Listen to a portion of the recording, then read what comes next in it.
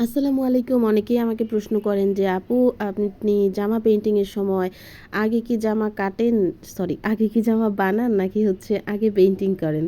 তো আমি আসলে এই যে জামা মানে একেকটা জামা একেক রকম করে করি। এটা আমার যখন যেটা মন চায় ওইভাবেই করি। যেহেতু দর্জি একদম আমার বাসায়, সেই কারণে হচ্ছে আমি যখন মন চায় তখনই পেইন্টিংটা করি। অনেক সময় দেখা যায় যদি কাজের তাড়াহুড়া থাকে যে এটা দ্রুত হচ্ছে মানে পাঠায় দিতে হবে, তখন আমি এটা পেইন্টিংটা জামা বানানোর আগেই আঁকি।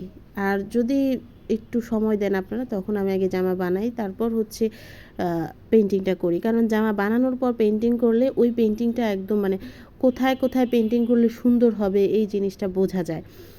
আপনারা যারা হচ্ছে একদম বিগিনার আছেন, মানে বুঝতে পারেন না যে কোথায় কাজ করলে জামার কোথায় পড়বে, মানে এই জামা কাটার সিস্টেমটা বুঝেন না, বা বুঝতে মানে এই জামা যে তৈরি করার আগে কাটতে হয়, সে কাটার পর এই ফুলটা কোথায় পড়বে এটা বুঝতে, যেহেতু আমি নিজেও হচ্ছে সেলাইয়ের কাজ জানি, আমি নিজেও বুঝতে পারি যে এই জামাটা কীভাবে কাটলে কোথায় ফুলটা পড়বে। সেই ক্ষেত্রে আমি অনেক সময়, অধিকাংশ সময় হচ্ছে জামার কাজটা মানে জামাটা তৈরি করার আগেই একদম শুধু কাপড়টার মধ্যে পেইন্টিংটা করে ফেলি, পরে জাস্ট তৈরি করে ফেলি। কিন্তু আমার টিমে যারা অন্যরা আছে, তারা সবসময় যখন কাজ করে তারা হচ্ছে জামাটা তৈরি করার পর পেইন্টিং করেন। কারণ তারা বুঝতে পারে না, তারা মানে সেলাইয়ের কাজ না জানলে এটা একটু সমস্যা হয়।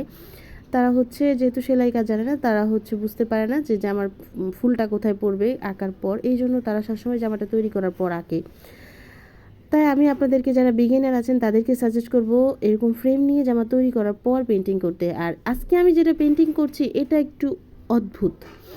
এটা হচ্ছে কি, আমি ওই দিন পরের দিনই হচ্ছে এটা আমার ডেলিভারি দিয়ে দিতে হবে। আর আগের দিন আমি সারাদিন অন্যান্য পেইন্টিং করে এটা ভিডিও করার জন্য দিনের বেলা সময় পাই নাই। পরে লাস্টে এটা রাতের বেলা জামাটা যখন কাটলো, এটা পুরা একটা ফ্যামিলি কম্বো ছিল।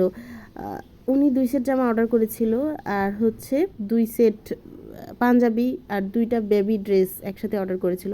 যেহেতু পরের দিনই এটা ডেলিভারি দিতে হবে, এটার আরও একটা জামা পেইন্টিং করতে হবে, কিন্তু এগুলা পরের দিন করলে শুকাবে না। এই জন্য আমি কি করলাম, আগেই হচ্ছে রাতের বেলা এটা পেইন্টিং করে ফেললাম, যেন সকালবেলা এই জামাটা তৈরি করে দিলে আমি দুপুরবেলা পাঠিয়ে দিতে পারি। আর এটা ওই দিন হচ্ছে তখন অনেক রোদ ছিল, তো একদিনেই শুকিয়ে যায়। আপনারা হচ্ছে জামা তৈরি করার সাথে সাথে কিন্তু বা একদিনের পরেই হচ্ছে এটা দর্জির কাছে দিয়ে দিবেন না, এটা ভালো করে শুকানোর পর দর্জির কাছে দিবেন। কারণ এক একজন এক একভাবে তৈরি করে, ওইটা যে অনেকেই বুঝতে পারে না যে হাতের হ্যান্ড পেইন্ট করা জামাগুলো একটু যত্ন করে করতে হবে, শুরু এখনও ভালো করে শুকায় না, এগুলো ওনারা বুঝবে না। সেই জন্য ভালো করে শুকানোর পর হচ্ছে দর্জির হাতে দিবেন। এই জামাটা জাস্ট হচ্ছে কেটেছে, কাটার পরেই আমি এটাতে পেইন্টিং করে ফেলেছি।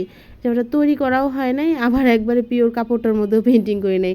আমার যে 2টা সাইড, যে একটা হচ্ছে একদম কাপড়টা তৈরি করার আগেই পেইন্টিং করা, আরেকটা হচ্ছে কাপড়টা তৈরি করার পর পেইন্টিং করা, এই 2টা সাইডের কোনোটাতে না গিয়ে আমি একদম মাঝে এটা পেইন্টিং করি। তাড়াহুড়ার সময় আসলে এরকমই করতে হয়, কিছু করার নাই।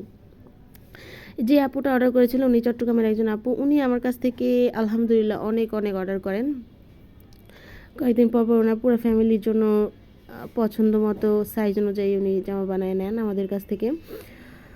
উনি আগেও প্রায় হচ্ছে 6 সেট জামা কাপড় সেট নিয়েছেন। এরপরে হচ্ছে আবার নতুন করে 2 সেট দিয়েছিল অর্ডার।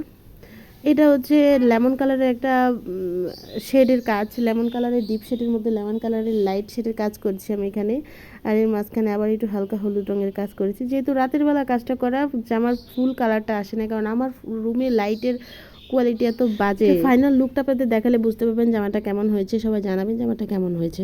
এটা হচ্ছে জামাটার ফাইনাল লুক, কেমন হয়েছে জানাবেন। এই ধরনের জামা যে কোনো সাইজ, যে কোনো কালার নিতে পারেন। আর হচ্ছে এটার সাথে ম্যাচিং বেবি ড্রেস এবং পাঞ্জাবিও পাবেন। সবাই ভালো থাকবেন। আসসালামু আলাইকুম।